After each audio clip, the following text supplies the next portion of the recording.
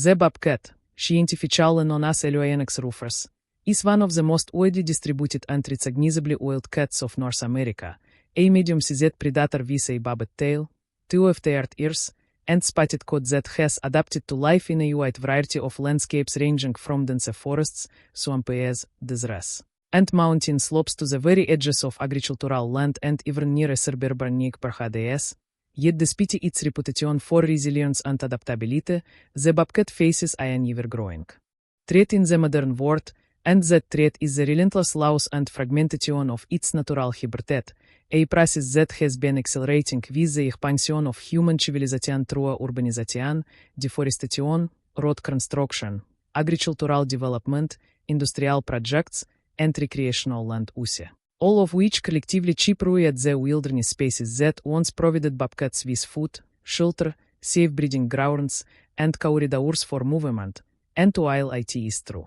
that bobcats are not currently listed as endangered on a continental scale, the impacts of habitat loss are profound, affecting their population density, hunting strategies, reproductive success, genetic diversity, and long-term survival prospects in ways that ripple outward to affect entire ecosystems. Since the bobcat is not merely an isolated species but a keystone predator that maintains balance by regulating prey populations such as rabbits, rodents, birds, and occasionally the fawns, which in turn prevents overgrazing, protects vegetation, and ascertains the health of interconnected food chains. And so the question of habitat loss for bobcats is not just about one species losing its home. It is about the unraveling of its logical webs that depend on their presence, about the clash between human expansion and wildlife survival, about whether a species that has endured for millennia can continue to adapt in the face of unprecedented environmental pressure, and about what choices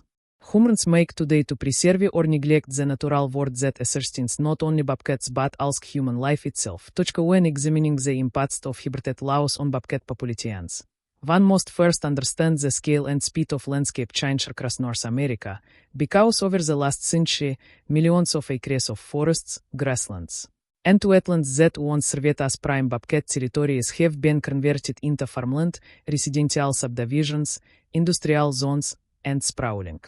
highways. And while bobcats are known for their capacity to adapt to diverse environments, including fragmented patches of woodland or semi-rural edges, the reality is that their survival depends on more than just physical presence in an area. It depends on the integrity of entire ecosystems that can provide sufficient prey, safe den sites, and corridors that allow individuals to disperse, find mates, and avoid inbreeding. And when these systems are disrupted, bobcats begin to experience a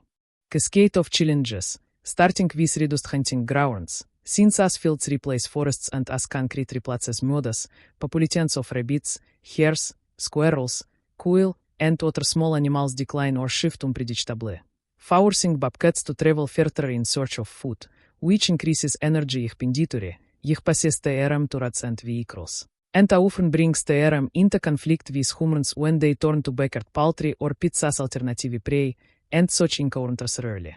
And well for the bobcat, since frightened or angry property owners may set traps, call for removal, or even resort to lethal means, thereby compounding the direct toll of habitat loss with secondary threats of human persecution, and beyond hunting and prey availability. There is also the issue of territorial stress, because adult bobcats, particularly males, require expansive ranges that can stretch from 5 to 50 square miles depending on prey density and when available land shrinks. Territories begin to overlap more heavily, sparking violent confrontations, injuries, and even deaths among individuals competing for space, which weakens population stability and reduces reproductive success. And in areas where fragmentation is severe, such as suburban zones crisscrossed with highways, bobcats may become effectively isolated in small habitat islands, unable to migrate, mix with other populations, or maintain healthy genetic diversity, leading to long-term risks of inbreeding, depression, reduced fertility, and increased vulnerability to disease, while simultaneously creating conditions where young dispersing bobcats are especially at risk, since juveniles leaving their mothers in search of territory must cross dangerous roads and developments, resulting in high mortality from vehicle collisions. A problem that has been documented in multiple states as one of the leading causes of bobcat deaths near urban centers, and these drug threats are compounded by subtler ecological effects. For instance, when habitat loss reduces bobcat numbers, prey populations such as rodents are often surge unchecked, leading to overgrazing of vegetation, crop damage, and spread of diseases carried by mice or rats, which ironically means that the decline of bobcats, a natural form of pest control, can end up creating problems for humans themselves, highlighting the interconnectedness of ecological systems and the folly of ignoring the consequences of large-scale habitat destruction. This interconnection between human activity, habitat loss, bobcat survival, and ecosystem stability is often underestimated, because while bobcats may appear resilient in the short term, even showing up in suburban backyards or adapting to fragmented woodlots, the long-term pressures tell a different story, as every year more of their range is consumed by urban sprawl. Every year new roads carve across migration routes, and every year industrial development encroaches deeper into natural landscapes, leaving less room for the species to thrive. And if we imagine the bobcat's world from its perspective, the once vast continuous wilderness becomes a broken puzzle of shrinking patches, each patch is separated by hostile zones of permanent vehicles, noise, pollution, and human activity. And this fragmentation creates a phenomenon known in ecology as the edge effect, where the boundaries of habitats are passed to greater levels of disturbance, so even when a patch of woodland remains, VT is often surrounded by farmland, roads, or neighborhoods that alter its climate, reduce prey availability, and expose bobcats to greater risks of predation by humans or domestic dogs, and in the midst of this, the challenges for breeding females become particularly severe, because raising kittens requires secluded dens, quiet cover, and reliable access to food. Yet when habitat is lost or disturbed, dens may be abandoned, kittens may be left vulnerable to predators, or mothers may fail to produce enough milk due to lack of food, thereby reducing survival. This interconnection between human activity, habitat loss, bobcat survival, and ecosystem stability is often underestimated, because while bobcats may appear resilient in the short term, even showing up in suburban backyards or adapting to fragmented woodlots, the long-term pressures tell a different story, as every year more of their range is consumed by urban sprawl. Every year new roads carve across migration routes, and every year industrial development encroaches deeper into natural landscapes, leaving less room for the species to thrive. And if we imagine the bobcat's world from its perspective, the once vast continuous wilderness becomes a broken puzzle of shrinking patches, each patch separated by hostile zones of pavement, vehicles, noise, pollution, and human activity. And this fragmentation creates a phenomenon known in ecology as the edge effect, where the boundaries of habitats are exposed to greater levels of disturbance. So even when a patch of woodland remains, it is often surrounded by farmland, roads, or neighborhoods that alter its climate, reduce prey availability, and expose bobcats to greater risks of predation by humans or domestic dogs. And in the midst of this, the challenges for breeding females become particularly severe, because raising kittens requires secluded dens, quiet cover, and reliable access to food. Yet when habitat is lost or disturbed, dens may be abandoned, kittens may be left vulnerable to predators, or mothers may fail to produce enough milk due to lack of food,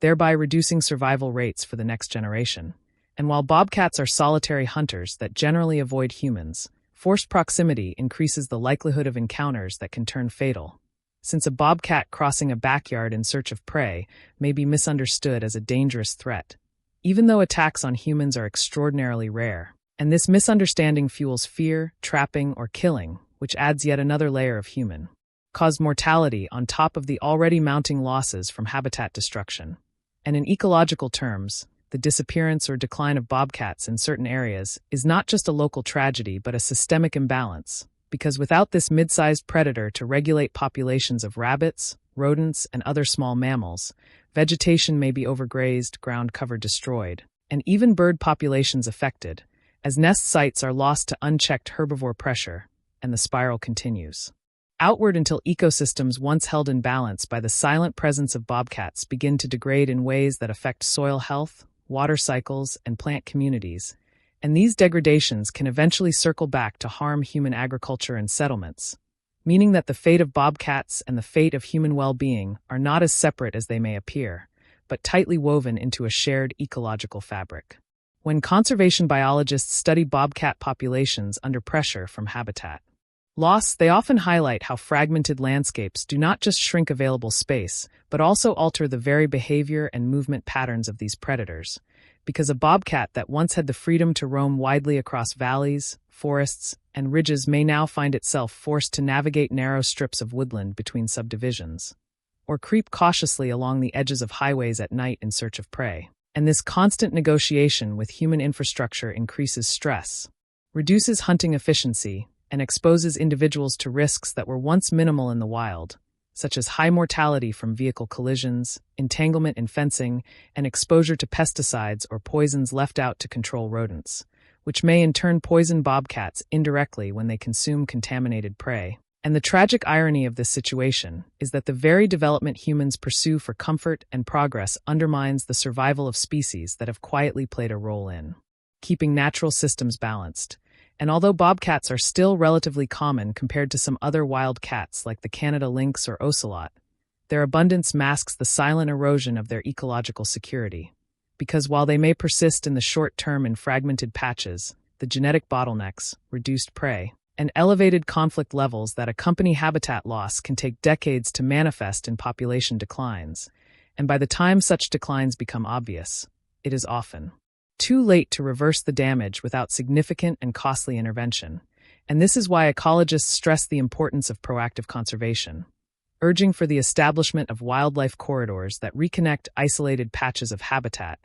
the protection of large tracts of undeveloped land, and the careful planning of urban expansion in ways that account for the needs of wildlife as well as humans. And such measures are not only about protecting bobcats for their own sake, but also about protecting the integrity of entire ecosystems, since losing a predator at the level of the bobcat can lead to cascading consequences across food webs, vegetation dynamics, and even disease regulation, because unchecked rodent populations, for example, can carry pathogens harmful to humans. And without predators like bobcats to keep them in balance, outbreaks of certain diseases could become more likely, illustrating once again that the health of wildlife and the health of human society are deeply intertwined. And so the impact of habitat loss on bobcats is not just a matter of biodiversity decline, but also a matter of ecological services that humans often take for granted until they are gone. Services such as pest control, ecosystem balance, and the maintenance of natural landscapes that absorb carbon, regulate water, and sustain countless other species.